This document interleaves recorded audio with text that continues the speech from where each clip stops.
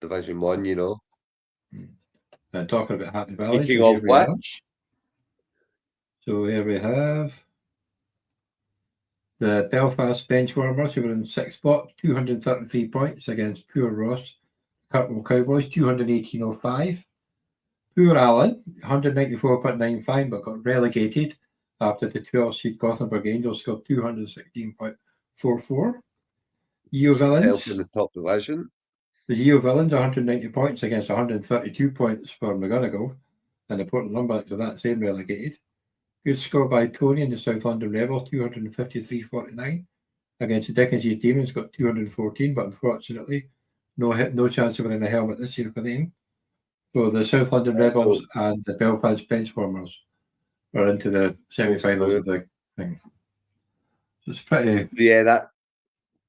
big win for the South London Rebels down there. It's 9-5 record in the season. Usually does better than that. So great win for them here, and it looks like they're running into form at just the right time. Yeah, the thing with this one, right? So they're in the main event, aren't they? They're in the main event, aren't they?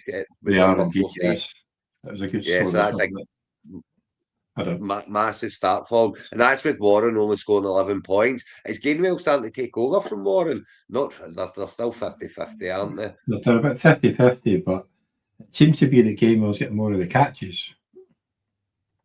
Yeah, 3 out of 3 catches he had last week. But nice to see Barkley kind of having a semi-resemblance of a game, isn't it? That must be music to the ears there. Well, that's 2 weeks in a row he's had a decent year, over 100 yards a week before, and a touchdown. Mainly due to one long touchdown for about 50 yards, but yeah, he played Evans, which is good. He's Kittle, and he came up against McBride, 52 points for McBride.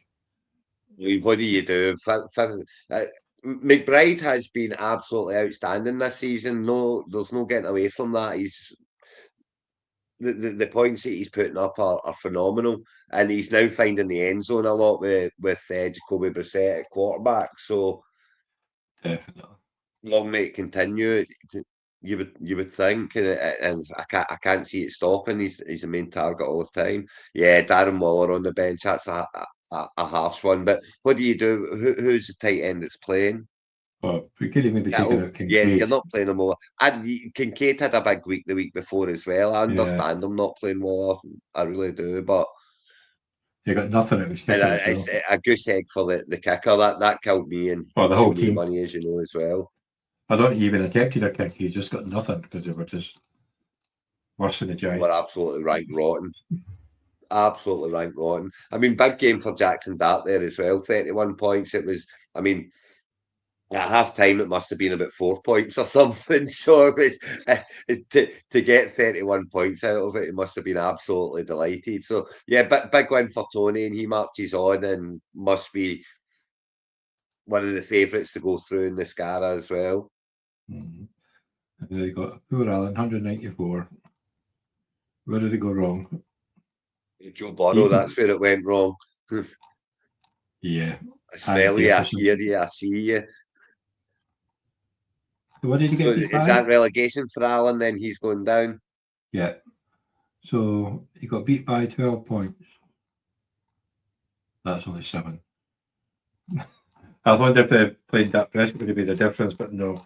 He just would have lost by about 5 points. Prescott didn't have a good game either, to be fair, but yeah, Joe. I mean, you absolutely play Joe Burrow. It's the only move to make. It just so happens that he cocked it up and had a crap week, and that's what happens in the playoffs and fantasy. And when your big players have bad weeks, you lose. That's the bottom line.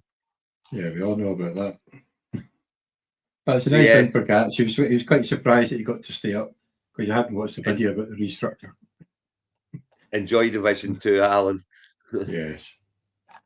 But you could, as long as you could get your way back up next year, you'd be fine. What was the other one? It was the Belfast Benchwarmers. Poor Ross, who's had a high scoring season, but came up short this week he's still got 218 points, but 233 when you've got CJ Stroud, Bijan Robinson, and Goddard in your team. Yes, Stroud's starting to look like the quarterback he was in his first season now, and they're starting to purr a little bit at Houston. I have to say, the defense is absolutely one of the best defenses in the NFL at the moment, and the offense are starting to do some things. So could be big weeks ahead and of course they're not completely nailed down into the they're nailed down into playoffs, but they're playing for position and stuff. They're not out of the race for the. You want the seats now? No, they're not even absolutely guaranteed yet, are they? They're only about 8. What are they? What are they? 8 and 6. Yeah, I think they're 8 and 6. So yeah, that's but I think Stroud these last 3 weeks is going to score quite a lot of points. So Belfast benchwarmers will be happy to have him sitting in there at quarterback. He's lost Valley for this week, which is a bit. Oh, it's a big call to play him over Bo Nix as well. 4 quarterbacks. That's just hot. That's just hoarding for the sake of hoarding. It really is. Yeah. And of course, you're only going to play Trevor Lawrence over Jalen Hurts. They're not going to be the difference, but you're only going to do it. Well, tell me why you've got him there then. Tell me why you've got him there, Ross. If you're never going to play him over Hurts, what you got him there for? He may just have a bench spot.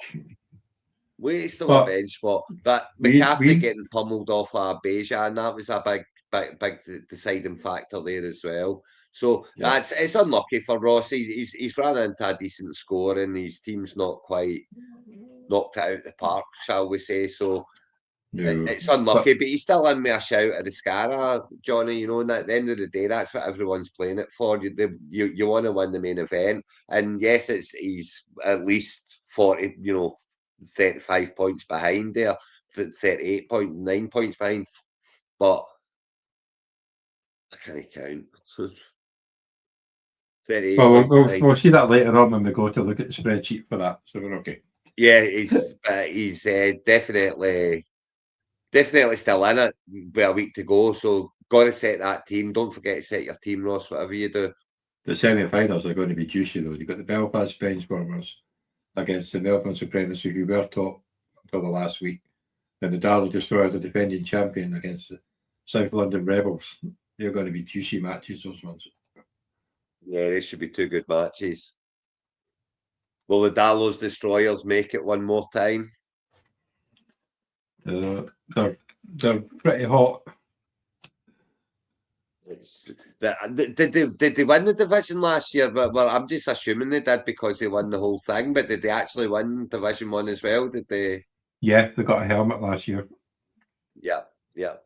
So yeah, it's a big game, and obviously the Darlow Destroyers are used to winning these big games. But South London Rebels, they won the cup the first year, didn't they? You did indeed, yes, and they won the Orkney Charity Bowl as well. They won the Charity Bowl as well. So yeah, the couple of proven winners here going up against each other in the semi-finals. It'll be interesting to see which way it falls. Yeah, it's going to be a good game. Always gone for Robinson and Johnson, which not that bad actually, because of the other 2 people that catch the ball up. Tracy and I would not profess to argue with either one of their decisions, I have to say. And there we go. So we've got the high-flying Benchwarmers. The matchups are looking pretty favourable for his team and not so great for Team Trade Melbourne Supremacy. Well, they do have Taylor and Henderson, and they've got Superman Allen. I mean, it's Taylor, it's Chase, it's Taylor and Chase, having Taylor and Chase and Allen and all in the same team. You would think that, and that's why they've been the top, But Taylor's now starting to fall off the cliff a little bit, and Chase, you would think they would be doing better than what he has done the last couple of weeks. But with Burrow back and up against Miami, so you've got to hope it's not going to be nice weather, like it's going to be in a lot of places. So maybe he has a big week this week. Well, they do reckon the jokes are that it's going to score like over 400 yards, 5 touchdowns, and 3 of them's going to go to Chase. So Melbourne Supremacy will be hoping for that one, but It's going to be a good Absolutely game will anyway. be. So, anybody playing tonight? No, No, none tonight by the nobody looks of it. tonight. So yeah, that's one that sits in the pot simmering for a couple of nights before it gets going on Sunday.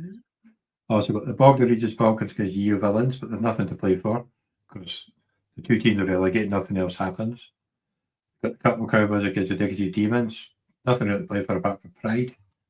Obviously the Raiders and Lumberjacks both relegated, but I would want to get a win just to finish the season off. Because you did come Yeah, close, and Ken, and then you've got the then, Crew Juggernauts against the Gothenburg Angels. Nothing to play for because they're both in the division. So they did what they had to do listen, last week. So, I'm not being funny, Johnny. Right? I'm not.